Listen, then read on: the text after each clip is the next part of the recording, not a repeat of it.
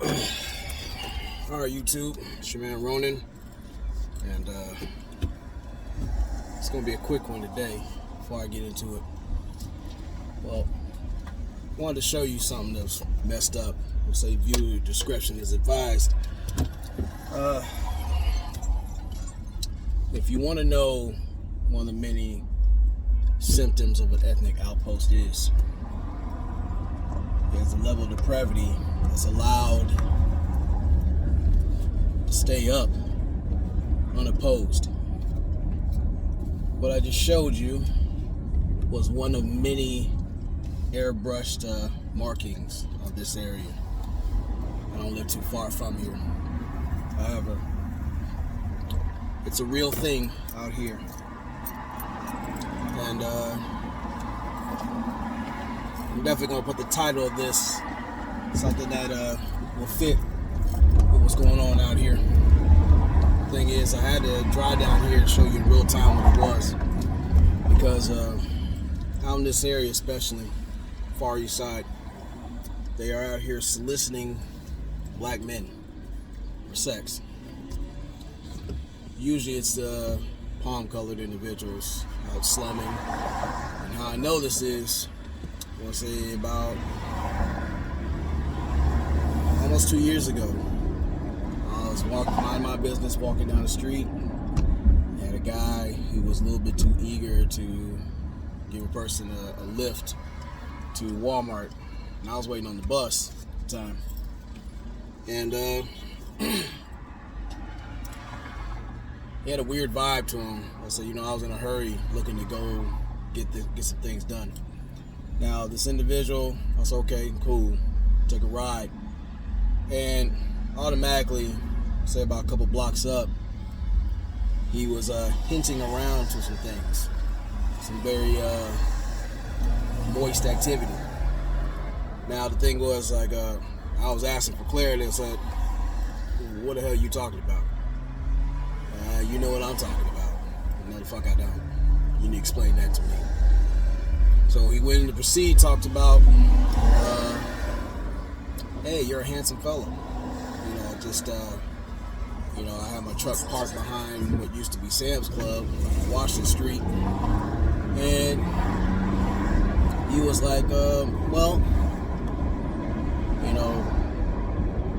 we can go there, or you have the opposite cut to my house. Now, this is the time I pulled up at Walmart. Walmart. Now, what this person didn't know, but I was armed, and I was sliding a blade out of my pocket in view. Now, what I chose to do was, you know what? Hey, I'm not into that. I'm good. I proceeded to get out the vehicle. I kept it pushing.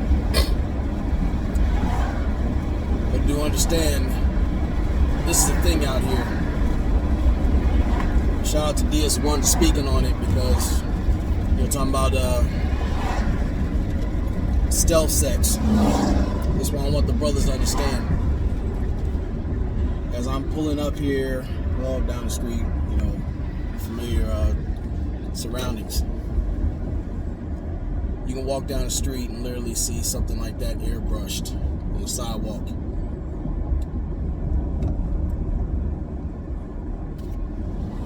And while you got individuals out here complaining about Gynocentric politics, or about Punani placement and access to it, you have men who are enduring a spiritual war within themselves. Because, of course, either they don't have income coming in, or they have questions about themselves. Now, myself, I'm a heterosexual black male. However, some individuals may question their sexuality. Some individuals are open to certain things. And by no means am I concerned or really focused on those who are in the rainbow community. You have individuals who are preying upon black men especially. As my brother DS1 has mentioned, there's this while many think it's cool to pay to play,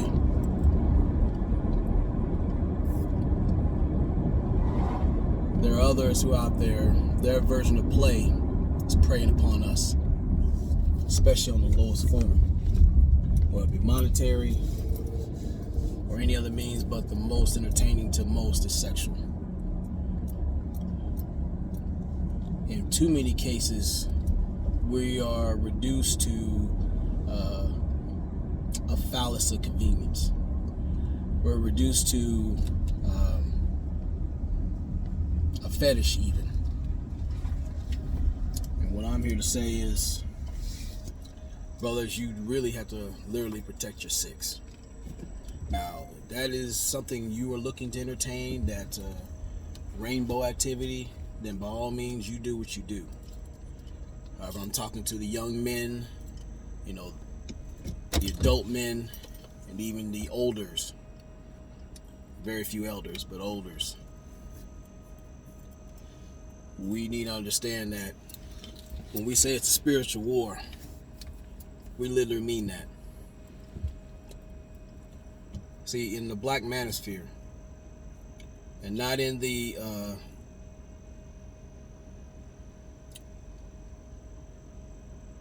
abused display of the place. Well, let me say that again. In the black manosphere, which we sponsor for progression, actual growth, the 10 life values, systems, order, and structure, all means and manners of vetting individuals that we interact with, ventures that we go into, but more importantly, ourselves. We need to be aware. We need to arm ourselves with information and use that information accordingly. What I just showed you right now is, you notice that if you had an actual community, they would stand against stuff like this.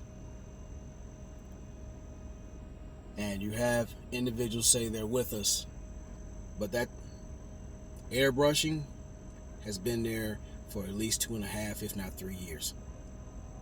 That's on an old Kroger, which again is another symptom of the ethnic outpost. When you have individuals out there shoplifting it to the point where they removed it. So now we have to go out further outside the community, wasting our resources, our time, unnecessary toil, things that are unbecoming to us. But again, in the ethnic outpost, it's about instant gratification in its most feral form. All standards be damned. What DS1 was saying about stealthing is not limited to Decepticons. You have individuals who are predatory women. Many that it goes unspoken about because, the gynocracy is above reproach. You can't say certain things around them, or at least show them their reflection. They don't like that. But in this context, we're talking about individuals who are pedophiles that get away with things. If you notice in the news, when women take advantage of young boys or men, they romanticize it, literally. She was in love. Her love is misunderstood. Now, I'm not even looking for equality as far as on that level. A crime is a crime. If they're foul, you treat them like the foul devils they are. However, we need to talk about what happens with men. And there's another case in personal experience. And I'm sharing this in the public. Many years ago, we were celebrating the opening of a business. Basically, I funded the business, but then again, that's a whole other conversation. And we had a party at a residence, and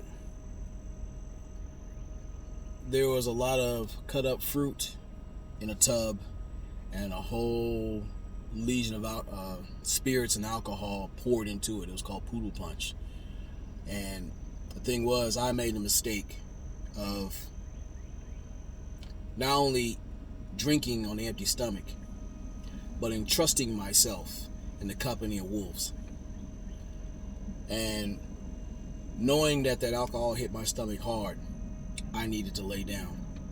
Now beforehand, my former business partner, his sister made it a point to, let her advances be known. Look, I like you, I'm feeling you, let's hook up, blah, blah, blah. And I told her numerous times, I'm not feeling you like that. You're cool, but it's not there. And besides, I'm already, physically involved with somebody else. Someone that I was enjoying, late night gymnastics training with. Needless to say, when I went to lay down and, recover, I woke up and I had a weird sensation. I felt a serious display of discomfort. Now, I went to work and it got progressively worse. And I was like going to the bathroom at least a couple times and it felt so uncomfortable, like I was literally pissing razor blades. So I went to the computer and I Googled, I basically looked up what those symptoms were, and I found out I contracted my first STD ever and only, was chlamydia. Now, when that happened, I was so pissed off, I went over to the woman's house that I was actually dealing with on an intimate level. Now, at that time, again, I went and laid down, but because she was so enthralled with the idea of me spending the night, she wanted to engage in more late night activity. Now, before I knew it, she was right on top of me. And at that moment, I did not know what to say. So I gave in. The following day, I went back over to the resident's house initially. And I looked around and I found out this individual, that's how I got the confirmation for real. They had medication sitting up there, but she hadn't used it in over 6 months. So I took it upon myself to go get treated. And fellas, if you ever had your board punched, some who have, please respond in the comment section as to how uncomfortable that is. Not only was it uncomfortable, it was embarrassing, but that was only beginning. The lady I was actually dealing with, she called me up and let me know she was affected too. So what I'm saying is, number one, there are individuals who will see you as a fetish. That when it comes to you having a level of standards and systems, order, and structure, there'll be individuals who will want to go against that because they want what they want when they want it. And they'll go by any means unnecessary to get it. 2, when it comes to collateral damage, it is real. And if you don't hold the line within yourself and what you stand for, not only will you be put in a catch-22 situation, that you can damage others unknowingly or unintentionally. And that relationship was irreparable. That was the last time I saw her, because I had to take her, hear her mouth, drop her off to get treated. When I dropped her off, that was the last time I saw her. And I wish things did not happen that way, but they happened. Now back to this individual who burnt me through oral sex. When I came back with the manila envelope and she came in the house, she said, "Hey babe, how you doing?" I didn't say anything other than drop the manila folder on the table. She opened it up, she read it, and she said, "I'm sorry, I meant to tell you." I said, "It's taking everything within me not to flip this goddamn table on your ass." She said, "It'll never happen again." I said, "You goddamn right. It'll never happen again. I told you. I was not feeling you like that. I don't get down like that. I'm not out here in these streets, setting the block on fire." And since then, she felt some kind of way. She decided she wanted to go on the other side of the fence. But, her journey, her choice. What really bothered me was the person I thought that was cool, which you learn real quick. You can't call everybody your friend or brother. I told him what happened. And his response was, "Oh, that's it? I had that 3 times. All you need to do is get that clear up and keep it pushing." How this falls into 10 life values, like, if you know yourself, which is spiritual, you know what you will and will not put up with. That situation only compromised my health. I was ashamed to even bring it up to my family. They don't know about it to this day unless they see this video. My appearance value was in question, because not only did I earn that L, because I was associated with that individual, how he was moving, people associated me to him moving the same way as him. When it came to my dwelling, at the time I lost my apartment because of waiting for my buyout, and I was in financial straits to where I thought this person was cool. But again, you have individuals who see you as an opportunity, and while you pay to play, which I was paying a little bit of rent or putting in my finances or resources into a business, which I ended up being written out of, but thankfully I didn't take the hit on the when it fell apart. You have individuals who will prey upon you as a means of play, getting what they want by any means unnecessary, discarding you when they're done playing with you, and absolving themselves of any consequence by any means, or any apologies or damage done to you. Which is why I'm saying in closing, this is a spiritual war. This had to be blunt, and I got to tune in to support my sister, the Crimson Cure, which is on now, going viral. I wanted to support my brother, the Bishop, who did extra stream today. But more importantly, the rest of the A-Game family, my big brother, my homie, my brother, Sheep Stay Sleep, whose video promoted me to speak on this, because it is summertime, and there are individuals who are looking to prey upon the weak-minded and the weaker spiritual constitution. We need to be careful out here, fellas, because in my situation, I got off lucky. I dealt with the scars for a good minute, and in many ways it psychologically, socially scarred me to where it's very difficult to trust people on a certain level.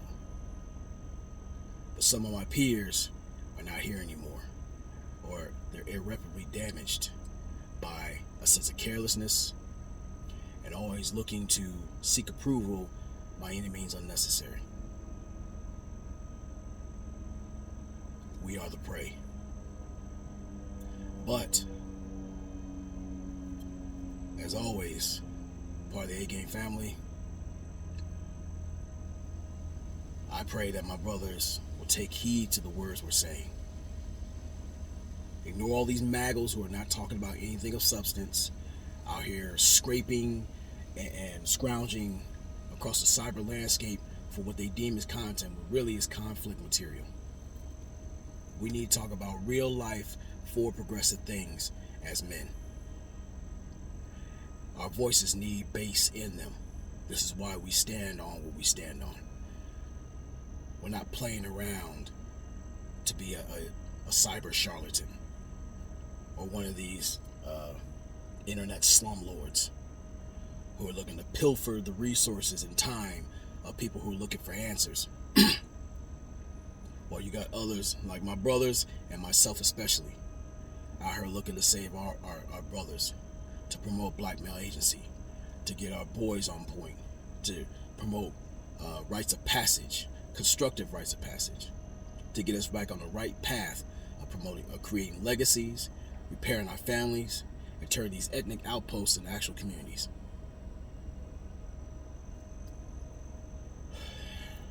There's a lot on my head, but thankfully I have my team to support me in these times, because a situation like this really pissed me the fuck off. So fellas, in the comment section, both veterans and civilians alike, especially my veterans, again, I did a video talking about don't be a lick out here. You will have a target on your back, especially if they know you're active duty or even came out the service. They'll be looking to prey upon veterans, especially because they know what you're entitled to, and they're looking to slither it away next to you and pilfer any and everything they can and cast you aside like the skin they do when they show their real selves. So salute to A-Game Nation. Much love to y'all. Hey, and support Kendra D, better known as the Crimson Cure, Young Manhood Channel, Ebo Sosa, Sheep Stay Sleep TV, and the Bishop. Look for Bishop Red Pill online. And all my people that are A-Game affiliated and representing hard, support and represent the movement. This isn't just no fly-by-night thing. This is us proclaiming this space as generational, as the curse breakers, promoting generational change. One solid black man, one solid black family at a time. Peace.